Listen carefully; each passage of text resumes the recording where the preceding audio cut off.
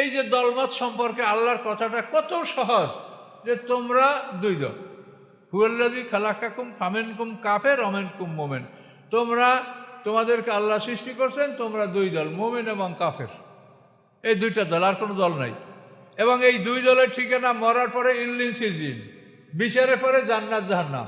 তা আপনি ৭৩ দলের ঠিকানাটা কোথায়? ৭৩ দল নিয়ে যে সব আলেমরা ওয়াজ করে, এটা ৭৩ দলটা আপনি কোথায় কিভাবে ম্যানেজ করবেন?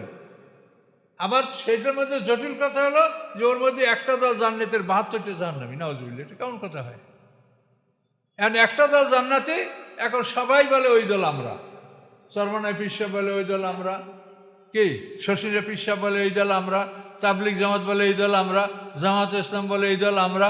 তাহলে একটা দল ভেসে, এটা সবাই দাবি, সেটা কি সবাই দাবি করে কিনা?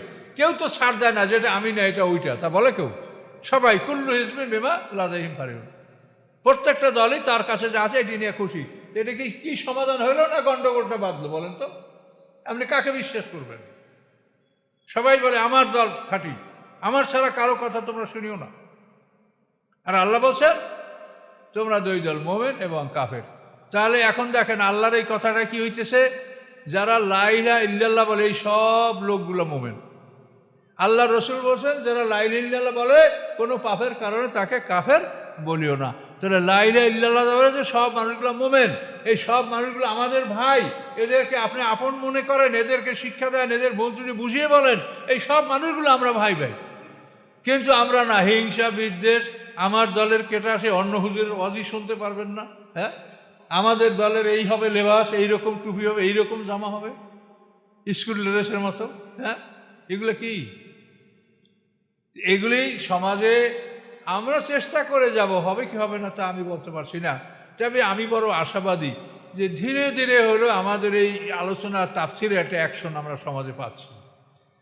হয়তো লাখ লাখ লোক হবে না, কিন্তু ধীরে ধীরে একটা অ্যাকশন, যে আস্তে আস্তে একটা মানুষ ঢুকলে সে ঢুকে পড়েছে এবং বুঝতে শুরু করছে, জীবনে তার চেঞ্জ সে আনতেছে, এটা আমাদের কাছে তারা বলছে মানুষেরা।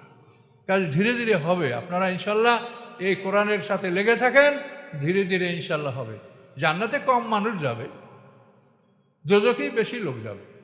তা তো ওই আয়াতেই বলা হয়েছে, কাফের আল্লাহ আগে বলছে না, এরা দল বড়। তাহলে এখন দেখেন কোরআনের কথায় কোনো জটিলতা নাই, তোমরা দুই দল, মুমিন এবং কাফের। তাহলে এখন যারা লা ইলাহা ইল্লাল্লাহ বলে সবাই আমরা মুমিন, এখন এদেরকে যদি আপনি অবহেলা করেন, তাহলে আপনি কি আল্লাহর কোরআন মানলেন?